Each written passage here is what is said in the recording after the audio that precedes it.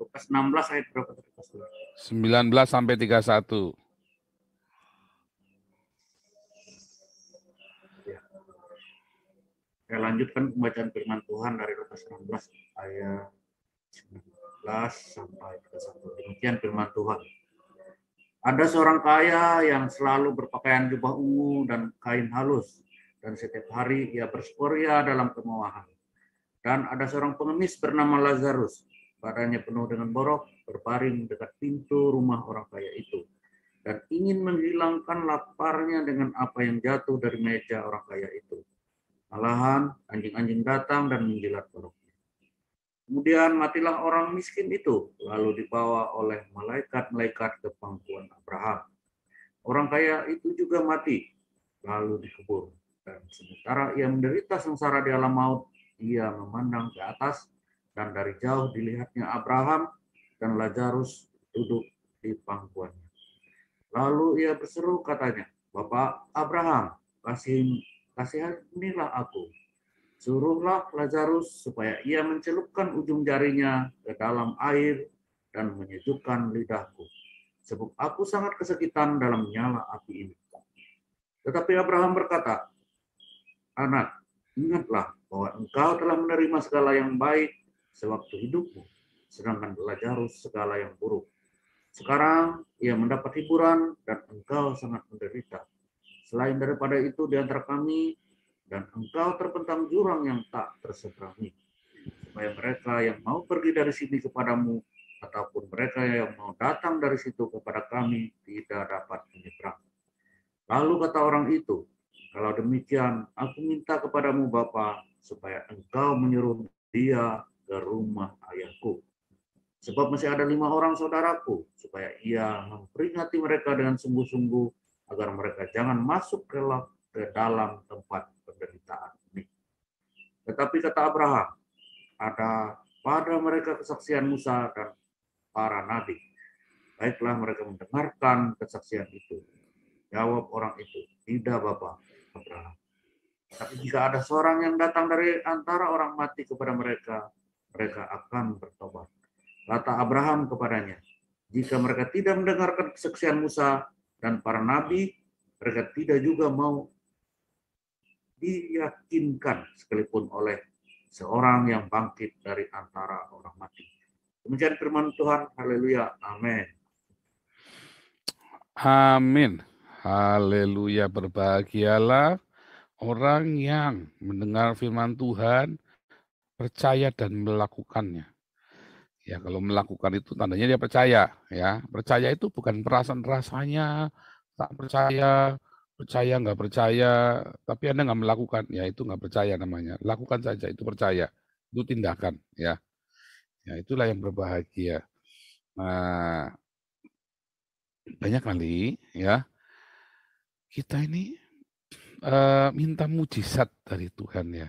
Kita minta tanda-tanda ajaib dari Tuhan.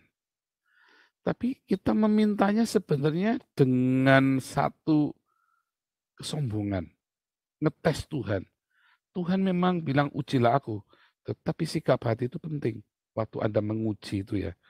Kalau Anda sikap hatimu itu rendah hati karena haus ingin kebenaran yang dari Tuhan, supaya firm, supaya Anda itu eh, memang Anda mencari sebuah kebenaran, bukan sedang mencari pembenaran diri sendiri atau sedang mencocokmologi kebenaranmu yang paling benar. Enggak, tapi pokoknya terbuka, open, dan memang aku cari yang benar Tuhan. Terus kita menguji firman Tuhan setiap saat. Saya nggak mau Tuhan, saya sampai salah. Diuji. Ya, harus uji. Setelah tahu itu benar, pegang yang baik. 1 Tesalonika ayat 5, 1 Tesalonika 5 ayat 21 dan 22. Ya. Tadi saja dibuka tadi yang nggak apa-apa ya. Tetapi ada orang yang ngetes Tuhan, nguji Tuhan dengan kesombongan. Coba tak coba bener apa enggak. Nah, bener aku tak percaya. Kalau enggak yang tak percaya. Ya, apalagi dengan kemarahan, dengan mencaci maki. Kalau engkau datang kepada Tuhan, mencari ya Tuhan dengan kesombongan, dia akan ditemui, tapi dalam badai. Ingat pasal 19 kemarin ya. Kenapa di dalam badai gempa bumi yang luar biasa Tuhan nggak ada di sana. Tapi begitu ada angin sepoi-sepoi, Elia langsung nutupin mukanya, ya karena Tuhan hadir di situ dalam angin yang sepoi-sepoi itu. Ya, kalau kita menantang Tuhan, Tuhan datang dalam badai dan kita nggak sanggup menanggungnya. Kayak saya nantang Tuhan, marah saya ya. Tapi kalau kita datang dengan tulus hati tiap hari, seperti pemungut cukai, ya Tuhan, aku ini orang berdosa. Tuhan akan datang menghampirinya dalam angin sepoi-sepoi yang lembut. Banyak kali kita nantang Tuhan, Anda doa pagi ini, Anda banyak-banyak masalah, Anda doa sama Tuhan, ya nantang dengan Anda pengen jalan keluar, saking udah blundernya, sumpah serapan tidak karu-karuan, mulutnya kita tidak jaga. Kita nggak datang dengan kerendahan hati, bergumul, tekanannya begitu berat. Begitu Anda meledak, ada satu limit ya, begitu ada loss limit itu, Anda nggak bisa balik. Ya, tiap hari Anda bersungut-sungut, ngomel-ngomel, ngocok-ngocok, teriak-teriak, orang depresi itu ya. Ada satu titik limit itu, kami melewati masa-masa, kita tahu ya, kita tahu. Aduh, lewat titik ini. Waduh, ya udah. Wah, itu untuk saya sebelum itu Anda sudah bilang ya, sanggup nggak titik limit ini? Ya harus sanggup. Tapi akhirnya kita ngelewat bener-bener, wah udah nggak bisa balik dalam arti. Udah bablasin sekalian. Ada satu titik limit Anda nggak bisa balik ya. Jadi hati-hati dengan keputusan-keputusan kita hari ini. Serahkan sama Tuhan, datang sama Tuhan. Ya sekalian membuktikan Tuhan, oh enggak. Kalau dasar hatimu enggak benar, ya tadi Raja Ahab sudah dikasih bukti saja semua perkataan itu benar, enggak bertobat, ya masih tetap jahat sampai matinya. Ya bertobat cuma sebentar, jahat lagi. Kayak orang kaya dan Lazarus, Tuhan sampaikan biar Lazarus bangkit dari matinya, terus ngasih tahu sama saudara-saudaraku. Nggak bisa kata Tuhan, dasarnya hatinya nggak benar, hatinya nggak lurus. Nah, orang yang tidak percaya Tuhan itu hatinya bisa lurus, bisa enggak loh. Jangan bilang orang tidak percaya Tuhan Yesus, hatinya nggak bisa lurus. Oh bisa. Ya. Ketulusan hati itu bukan masalah Anda percaya Tuhan atau enggak, itu keputusan. Ya. Ada orang yang memutuskan untuk tetap tulus dan Tuhan akan mendatangi orang-orang ini. Makanya kalau ada pertanyaan, kalau bagaimana saudaraku di dunia sana yang antah berantah yang belum percaya Tuhan, tapi dia punya hati yang tulus, hati yang baik. Oh, kalau memang dia benar-benar baik, Tuhan pasti nyamperin dia. Ya, Tuhan pasti akan datangi dia dengan cara yang ajaib. Ya mau itu beneran ya. Tuhan bisa datangin Ayub di dunia antah berantah. Ada Abraham, ada banyak, Tuhan bisa datangin Ayub. Tuhan bisa datangin Nabi Obaja, orang Edom itu. Ya kan? Tuhan bisa tiba-tiba kirim Yunus pergi ke Niniwe. Karena dia lihat rajanya ini punya ketulusan hati. Walaupun mereka hidupnya dalam hedonisme. Tapi rajanya didatengin. Tuhan akan sengaja kirim nabinya. Entah gimana caranya pokoknya.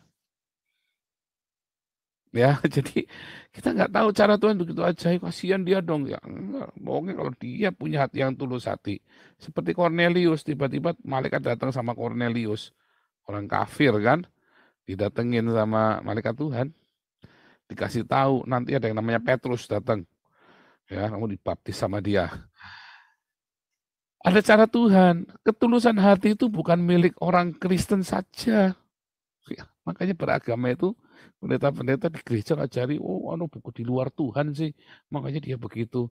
Siapa bilang justru yang di dalam gereja itu banyak setannya. Orang di luar Tuhan itu banyak yang baik ya. Jadi jangan fanatik, jangan anti dengan orang Islam. Orang Islam itu yang tulus juga banyak. Tapi bukan karena dia Islam, dasarnya dia baik. Ya, bukan karena dia Islam. Oh, kalau dia Islam jadi baik mustahil, mustahil. Dia jadi baik karena Islam itu mustahil. Tapi dasarnya dia orang baik, ya. Dan dia lahirnya Islam, dalam keadaan Islam. Tapi kalau orang bukan Islam lalu jadi Islam, nggak mungkin jadi baik, mustahil. Percaya saya. Sudah banyak buktinya, ya. Udah saya satu-satu sandiwara-sandiwara di YouTube ini kan sandiwara semua. Wayangnya kan keluar semua itu kan. Tapi kalau dia dari kecil Islam, dasarnya memang dididik dengan baik. Mungkin kejawen, mungkin dia punya agama Sunda Wiwitan, mungkin dia orang asli Samin, asli Baduy, tulus hatinya. Ya, oh saya nggak anti Islam, tapi orang Islam banyak yang tulus hati. Jadi Anda harus membedakan.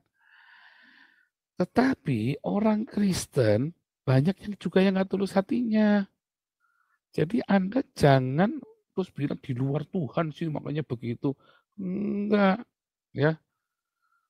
Saya selama dunia profesional ya, saya sudah membuktikan kalau Anda cari karyawan dari gereja dengan Anda cari karyawan yang profesional, hasilnya itu akan lebih baik karyawan yang profesional yang padahal dia dugeman, dia masih merokokkan, dia masih ini ya hidupnya masih serampangan, tapi dia profesional. Orang di gereja nggak ngerokok, nggak dugem, tapi datang nanti jam kerja jam berapa, Dek? Jam 8. Loh kenapa kamu datangnya jam 10?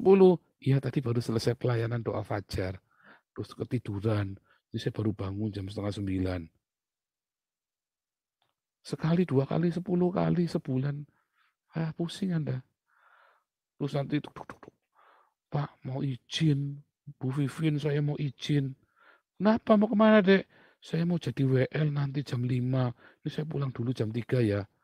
Berangkatnya tadi jam 10, pulangnya jam 3. Yang bukain kantornya Bu Vivin, yang nyapu kantornya Bu Vivin, yang bikin faktur Bu Vivin, yang setor-setor yang ke bank Bu Vivin. Ini orang cuma tuh Jiana bosku luar biasa Bu Vivin memang ciamik tenan dari bos, dipuji-puji Bu Vivin saya kagum sama Ibu. Coba Ibu dari jam 8 pagi sudah di sini, jam 8 malam masih di sini. Semua Ibu lakukan. Bu Vivin sambil senyum-senyum nyinyir. Dek, besok cuti saja ya, Dek. Haleluya, luar biasa. Kebetulan saya mau retreat, Bu. Waduh, saya kasih cuti berapa lama, Bu? Ya, retreatnya berapa lama, Dek? Retreatnya seminggu, Bu. Waduh, cocok ya, Dek. Kalau gitu cutinya setahun, Dek. Wah, setahun, Bu. Iya, luar biasa. Gaji tetap utuh ya, Dek? Ya, enggak. Bu, gaji tetap utuh dong, Bu. Ya, jangan. Selesai sudah. You, me, and. Enak aja lu, masuk jam 10, pulang jam 3, baru masuk 3 bulan minta cuti seminggu. Saya banyak ketemu orang-orang begini ya, enggak yang di Eropa, enggak yang di Indonesia, orang gereja. Dasarnya hatinya busuk mah busuk aja, mau di gereja, mau di masjid, mau di vihara. Hati-hati. Ya, jangan tipu Tuhan. Kemarin kita cerita tentang profesionalisme ya. Kemarin kita cerita tentang skill. Tuhan itu selalu pakai orang yang skillful. Nggak pernah Tuhan nggak pakai orang skill. Nggak pernah. Rasul Paulus pun itu orang yang skillful. Jangan bilang Rasul Paulus itu nggak skillful. Para rasul itu, ada yang pemungut cukai. Oh itu pemungut cukai yang skillful. Matius pemungut cukai. Ya kan? Simon orang Selot itu Kopassus itu. Simon orang Selot itu Kopassus Special Force. Hari ini IDF-nya, bukan IDF-nya, Sayetet-nya. Orang Selot itu Sayetet-nya orang Yahudi zaman itu.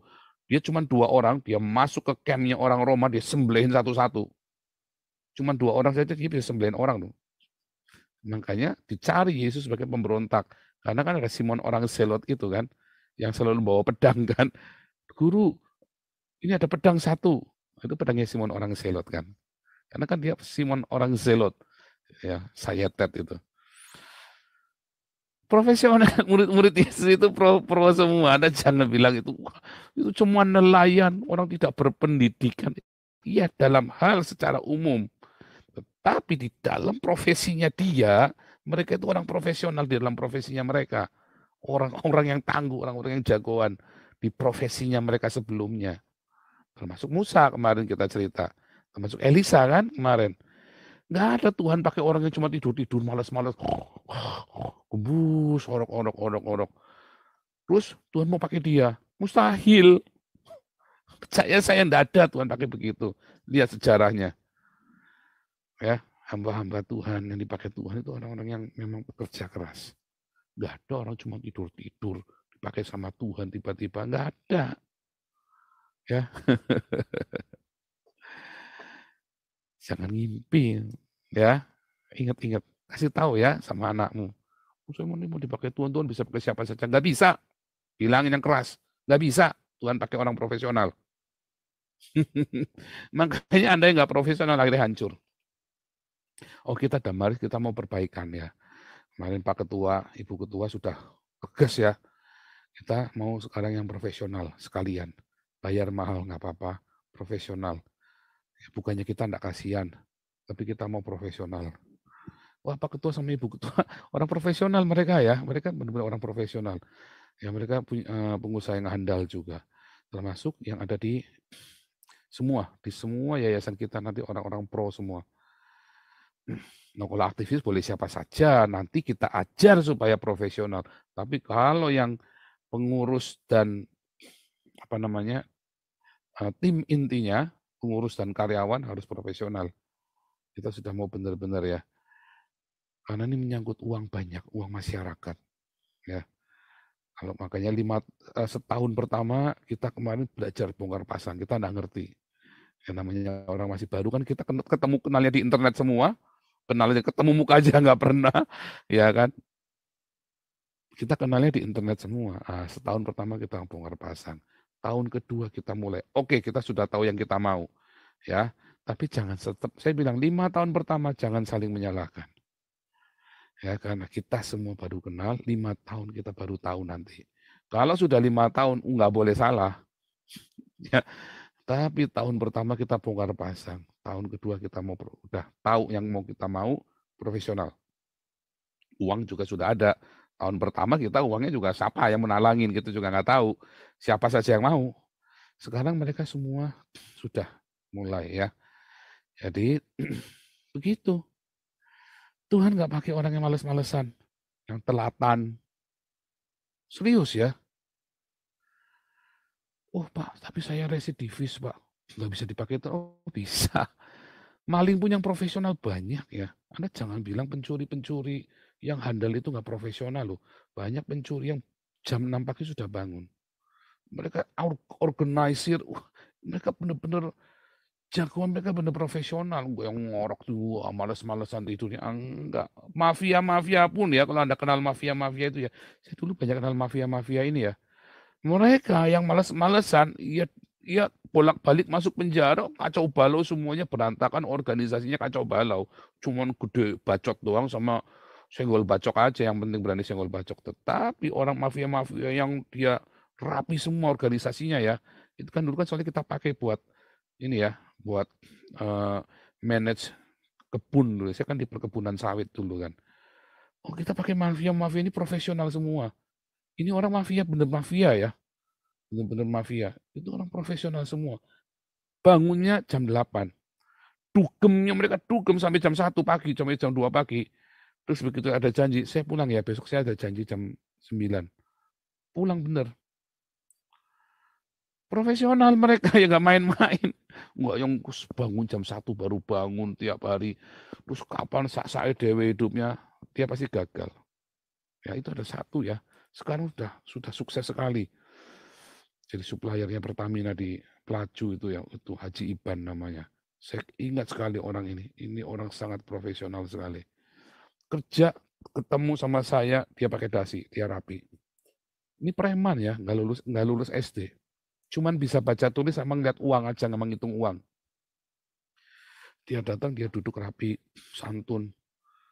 Saya tahu ini bekas pembunuh, bekas macam-macam. Tapi dia profesional. Semua orang punya masa kelamnya dia. Tapi ada satu sifat skillful tadi, profesional tadi. Nah, hari ini kita belajar tentang ketulusan hati, ya, tentang aletheia, tentang niatan. Niatan itu bukan karena Anda Kristen, bukan karena Anda Islam, karena Anda justru banyak orang beragama yang busuk hatinya. Dia beragama untuk menutupi kebusukannya. Ingat-ingat itu. Nah, itu contohnya si Ahab, contohnya si orang kaya dan Lazarus itu. Kita harus terima, itu ada fakta. Jangan tutup mata. Nggak mungkin masa, aduh, Anda hidupnya di planet Nibiru sih. Anda kalau hidupnya di Indonesia, Anda kan akan lihat. Waduh, orang ajar ya orang-orang gereja. Anda lihat ya orang Islam, makin saleh kerjanya makin brengsek. Oh, udah gitu sholatnya 5 kali sehari, ya setengah jam, 2,5 jam. Kerja sehari 8 jam, 2 ya. Yang 1 jam, yang 1 jam sudah buat sholatnya dia sendiri. Tambah 1 jam lagi makan, 2 jam. Selesai sudah. Gelar. Puyeng-puyeng udah ada pokoknya.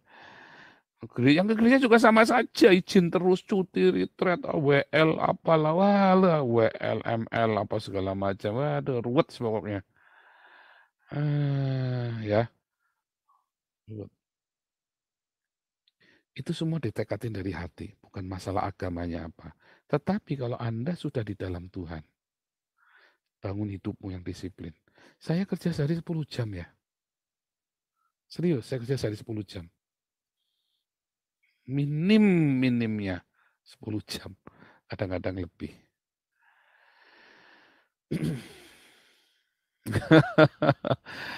Ya, dan ketulusan hati. Oh, kalau masalah ketulusan hati, dulu saya tulus. Polos sekali ya. Sampai satu titik saya sering dikhianati. Akhirnya saya berubah. Saya kebawa. Tapi kemudian itu 4 tahun itu saya bertobat. Saya ngerti, yang penting tetap tulus. Orang mau berkhianat, mau enggak. Itu godaan ternyata. Itu seperti di-trigger ya. Cari triggernya supaya kamu itu terprovokasi dan kamu berubah setia. Dan saya berubah setia. Tapi saya bertobat ya. 4 tahun cukup. Saya berubah setia 4 tahun. Selesai itu saya balik sama Tuhan. Mau orang, mau ini, mau apa, saya pokoknya lurus. Ya, anjing menggonggong, kucing mengeong. Ya, khilafah tak boleh jalan, kafilah tetap berlalu. Ya, jaga hatimu yang benar sama Tuhan, lurus. Makanya ada penginjil-penginjil, ya, jangan sebut nama saya, ya, si Saiful, kalau saya nggak bisa menangkan dia. Red. Akhirnya cuma kejar setoran tok. Jangan sebut nama saya Muhammad kalau saya nggak bisa menangkan dia. Berat, akhirnya cuma kejar setoran tok, baptis, foto, oke, rekening saya sekian. Aduh, itu banyak di YouTube. Ya, baptis, foto, kasih nomor rekeningnya. Wow, orang saya tahu orang ini siapa. Saya pernah mau datengin ke rumahnya nggak boleh. Ya, saya sampai bilang hati-hati. Yusuf Manubulu sudah saya bilangin, hati-hati ya orang ini ya. Wah, nggak percaya, karepmu wis. Saya sudah cek soalnya. Karena waktu itu saya mau datengin rumahnya dia, saya mau support pelayanannya dia, padahal saya mau support tuh. Tapi nggak boleh datang. Kirim duit boleh, datang nggak boleh. Kurang ajar kan? Kirim duit boleh, datang nggak boleh. Terus ada orang yang saya baptis, Bu Ika. Dari Bogor sengaja mau datang. Itu orang Aceh yang dulu saya baptis, yang saya baptis sama Saifuddin Ibrahim itu di Lembang. Mau datang, saya bilang sama Bu Ika, kok kenal orang ini dari mana? Ini orang nggak baik. Karena dia, saya cerita langsung, karena itu kan dalam pemuridan kami kan. Wah, tapi wah begini. Ya, udah tak tungguin. Bu Ika kalau datang kasih tahu ya, kalau mau berangkat ya.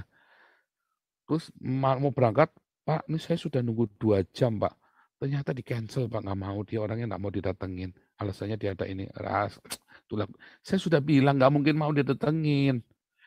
Duit kirim, oke. Datang jangan. Wah, itu udah, pokoknya itu semua udah akal bulu semua dah. Ya, akal bulu semua. Cepat-cepat foto baptis. Bisa saja siapa dibaptis. Dan ya itu sudah pernah ya. sama ada satu orang dalam ininya kelompok komunitas kita, ya. Tapi bukan pemuritan saya ya, dia cuma ikut-ikut datang, ya ikut-ikut datang. Saya sudah nggak senang sama orang ini, saya udah feeling udah nggak bagus sama orang ini. Orang ini yang berkhianat sama saya ya, sehingga saya berapa kali pindah rumah itu loh. Terus orang ini baptis, Pak Paul mau baptis orang, tapi orangnya ini Pak harus ke sana. Oh jangan, saya saja ke sana. Oh jangan Pak, orangnya ke sini saja Pak, ke tempatnya Pak Paulus saja. Diongkosin saja berangkatnya, ini ada 2 orang ini. Udahlah, saya ke sana saja. Saya bilang begitu kan. Karena jangan sampai, pikir saya ini orang jangan sampai ke rumah saya belum kenal orang ini. Kalau sudah kenal boleh. Ya kan, jangan semua orang disamperin. Lagi pula kalau kamu mau ke rumah saya, kamu kudu makan babi dulu, baru boleh masuk ke rumah saya. Serius ya. Bagaimana dulu saya caranya ngetes orang? Semua orang saya baptis kenalnya dari Facebook. Kalau dia jebak saya bagaimana? Oke, kita ketemu di warung. Ketemu di warung babi di dekat rumah itu ya, babi panggang itu enak ya, babi cabai garam. Kita mau kasih makan babi dulu. Begitu makan babi gimana? Enak? Ini. Oke, tak bawa pulang ke rumah. Dulu saya gitu, saya hati-hati juga, nggak goblok juga ya. Udah makan babi mau, kalau dia sudah mau makan babi, saya pun siap. Jadi martir gitu kan, artinya dia sudah korban, mundur selangkah, saya pun kudu mundur selangkah kan. Akhirnya dia telepon sama senior saya dia di sinode, ketua pendiri sinode kami yang masukkan saya ke sinode dia. Jadi saya pendeta resmi ya. Saya ini pendeta resmi ya, pendeta benar ya. Saya di bawah sinode di Indonesia. Tapi saya sekarang bikin sinode sendiri. Ya Hagios, bikin sinode sendiri di Belanda. Nah, si orang ini nelpon sama ini, Bu, ini orang mau dibaptis nih, kirimin ya uang ya 1 juta ya. Terus si ibu ini, oh jangan nanti tak telepon Pak Paulus saja biar ke sana. Ditelepon saya, loh barusan ngomong sama saya, oh kurang ajar ini. Jadi dilelang orang mau baptisan itu. Jadi jangan terkesima ya sama orang yang baptis itu juga hati-hati. Kalau saya mah hati-hati banget yang begitu-begitu ya. Hati-hati. Jangan paksakan diri membaptis orang kalau orangnya enggak percaya. Ya. Supaya dia percaya, yang penting dia percaya dibaptis saja. Oh enggak. Tanya dulu. Oh baptis siap, oke. Saya paling jengkel kalau dibaptis nggak mau difoto, nggak usah. Orang saya nggak akan siar-siarkan kok, orang difoto aja tak tutup mukanya kok. Kenapa dia nggak mau difoto? Saya udah curiga. Biasanya nanti dia habis dibaptis, terus nanti dia pura-pura miskin minta uang. Ya, oh di kita itu tolong menolong ya. Semua kalau yang dibaptis di tempat kita, komunitas kita, kalau nggak mampu ya kita bantu. Tetapi ada yang buat jualan. Nah, ada yang baik, ada yang buat jualan. Kita tahu semua itu. Kita kenal dari awal. Ya. Terus buat dia jualan dia di tempat lain lagi, pergi lagi dibaptis lagi, pergi lagi, dia dapat uang lagi, dia keliling. Itu dibisniskan dulu pernah kita bahas ya, bisnis murtadin dan mualaf ya. Pernah kita bahas. Itu dasarnya hatinya.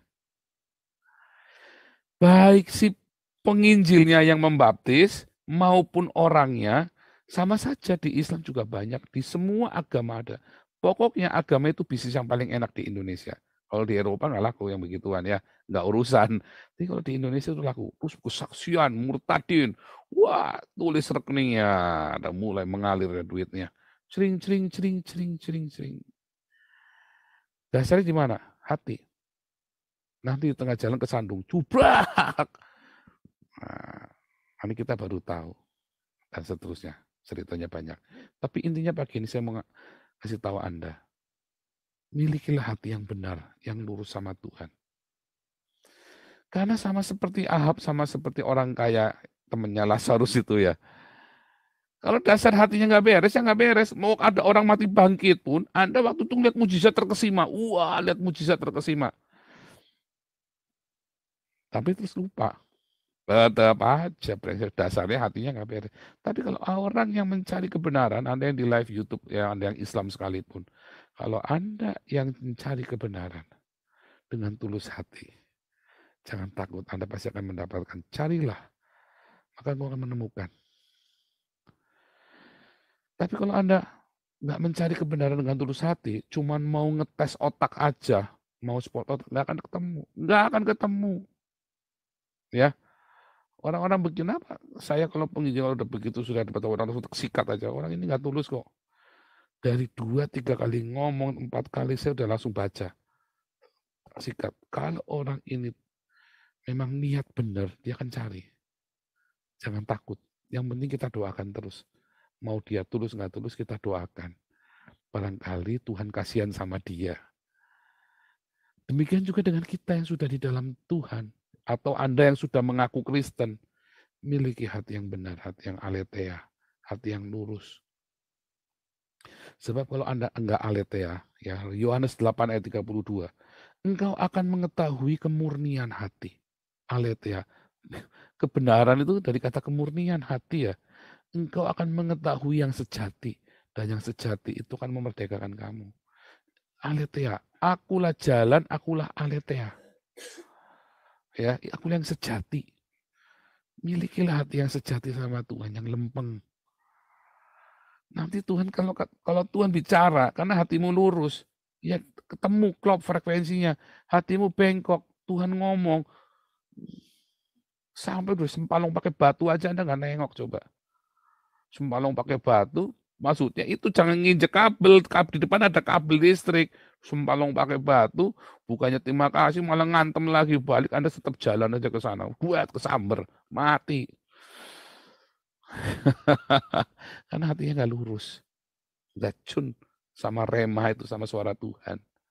Kalau Anda hatinya lurus, nanti cun, Tuhan bicara. Tuhan bicara apa? Rema ya. Ngerti kan? Tuhan bicara itu artinya rema yang bergema. Kalau hatimu nggak lurus, itu sudah bergema sampai disentak, sampai dibentak, sampai dihardik aja Anda tetap jalan. Hatimu nggak lurus soalnya. Hati-hati. Ya, seperti Ahab, seperti orang kaya ini. Tapi kalau orang hatinya lurus, dia dengar firman Tuhan, hatinya polos, lugu. Dia cinta kebenaran.